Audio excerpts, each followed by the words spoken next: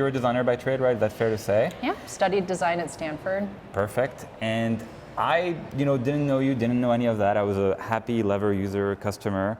And, I fell in love with Lever because I felt as a person who recruits people, like the people who made this product understand the flow, understand what I need to have at any point in time, understand what happens. And I fell in love with it as opposed to other products I may have used in the past and pushed for us to buy it because it just was, well mapped.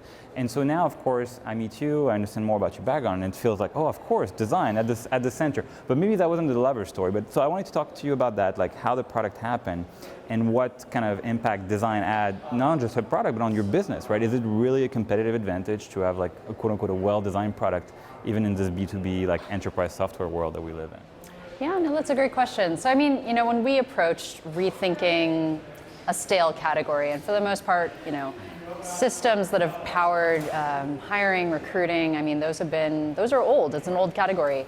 I really think design is the only lens that helped us create a new point of view in this space. We spent a lot of time in our early days, like 6 months actually, in the trenches, working really closely with not just recruiters, but people like you, hiring managers, executives, people who had the consequences of hiring not going well. And it was actually through that we, I think, latched on to something big that was happening in B2B software, in SaaS software, which was that a lot of these systems of record that have existed are actually morphing towards, systems of engagement. That it's not enough to build a digital filing cabinet anymore. People expect more from software. They expect the software that they use from 9 to 5 at work to be as fluid, as intuitive, as engaging as software that they're using on their phones at home. And so, for us, when we thought about it, there was actually something really powerful in that shift from system of record to system of engagement.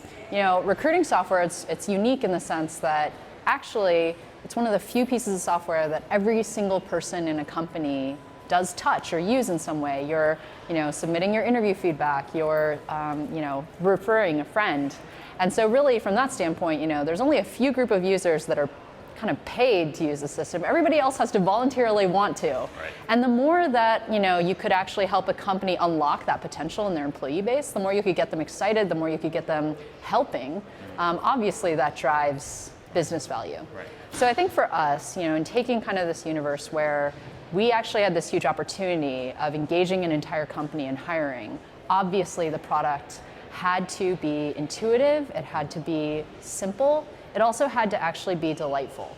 And I think really, when you think about it, if we can get hiring managers to log into the software and to do the tasks that they're dependent on to do, to actually like it when they're doing it, to be passionate users of our product, we've actually opened the door to an incredible new business opportunity.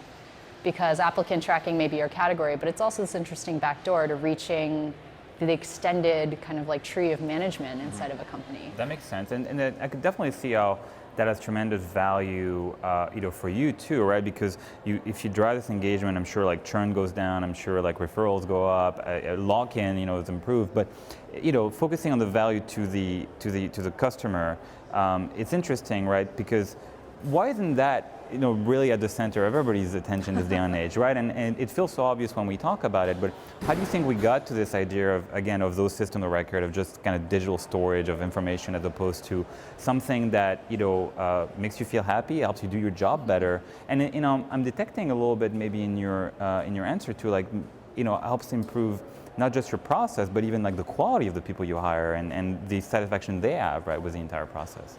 Right.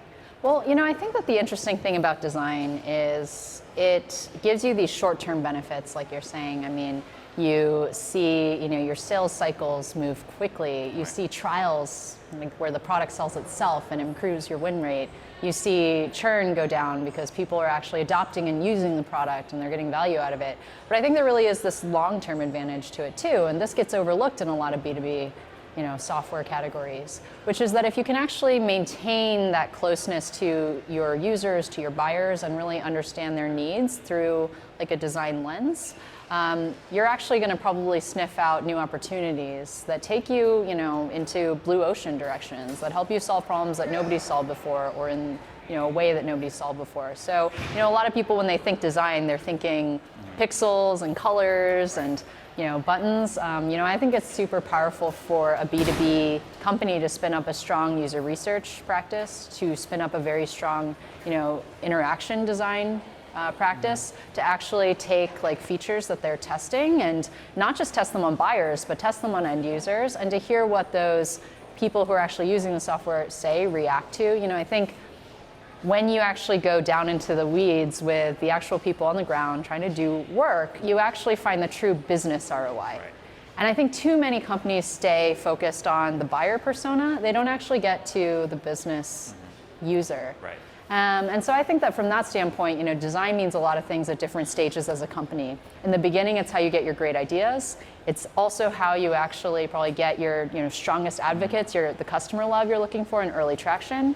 Then it's going to pivot you to having a reputation, a brand as being an innovator, a brand as being a great product. It's going to get you those referrals from your customers. But then I think in the really long-term stage, it, I think, gives you the ability to think differently about a category. And when you look at any kind of like massive B2B company nowadays, they had to have a really big view on what was changing about the world and about the way people were doing business. Right. So I think design is a great lens to approach that. And as a startup founder, you're pulled in a million directions. If you can enable a design team to go out and stay close to your customers, you're going to have insights that can be really powerful in the long run.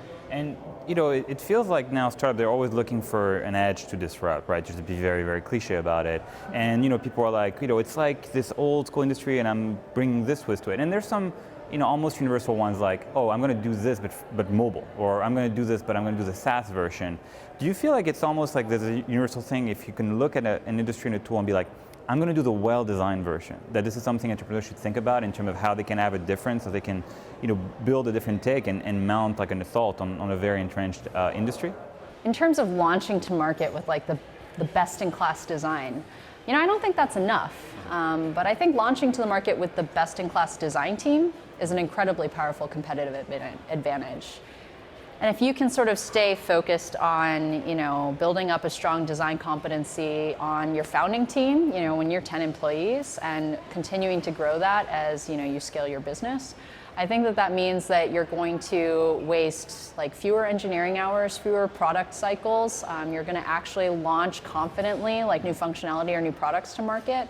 Because again, you've taken the time to have a task force inside of your business that's validating, like, is this actually going to do what my salespeople says it does once you're actually kind of in the hands of the customer. Right. So what are some of the limits? You and I have talked before about sales and the importance of like different other components of the company other than design. So where do you think is that impact if you had to kind of qualify it? What does investing on design afford you, and what will it like not protect you from in your experience? Oh, that's a good question. How can you actually get to the humans and to the needs that are underlying anything that might be a technology solution? So, when I think about like what's the potential of design and what's the limits of design, it really kind of goes back to how well can you actually listen and learn, and can you actually suspend your assumptions about something, challenge your assumptions about something, and see opportunities that you might have missed otherwise.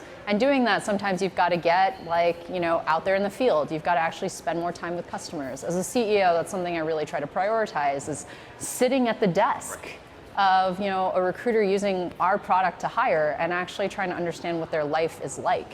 And so, ultimately, I think, especially if you're in a growth stage or a later stage, having the capability of challenging your own assumptions about the world is the only way you stay relevant. Right. So I think that, the greatest opportunity of design is to keep your innovative edge. Right. But the greatest challenge certainly is to just keep doing that, even as you grow and scale.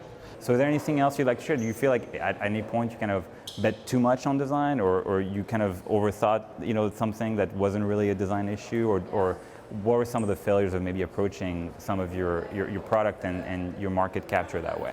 Yeah, I think there have definitely been times when sort of an intention to be really authentic to our end users and really sure that we actually brainstormed enough and ideated enough. I mean, that's always at tension with your ability to execute quickly and your ability, I think, to just like get to market faster than the competition. So I think, something that I've done really early on is make sure that my designers were also given a perspective of the business goals and making sure that my product team overall was really like, tightly integrated with sales. There's a natural tendency for those teams to drift apart or even become adversarial. And I think there's been a lot of common wisdom about the power of of course, enabling each side with those kind of mutual perspectives. Right. And maybe this is because I'm a designer, but in my role as CEO, I really view actually kind of like my job to be very design-like. I mean, I don't probably design my own product anymore, but I feel like my company and my team is my product, and sort of like lever the company is my product, and my users now are just my employees. So I have to spend a lot of time need finding. I have to spend a lot of time identifying what their needs are. And really that's kind of the only way that I've been able to solve pretty much any problem is by staying close to the users, which in this case are sort of my employees, and designing solutions that actually meet their needs. That makes a lot of sense. Yeah, thank you so much. Yeah, absolutely. All right.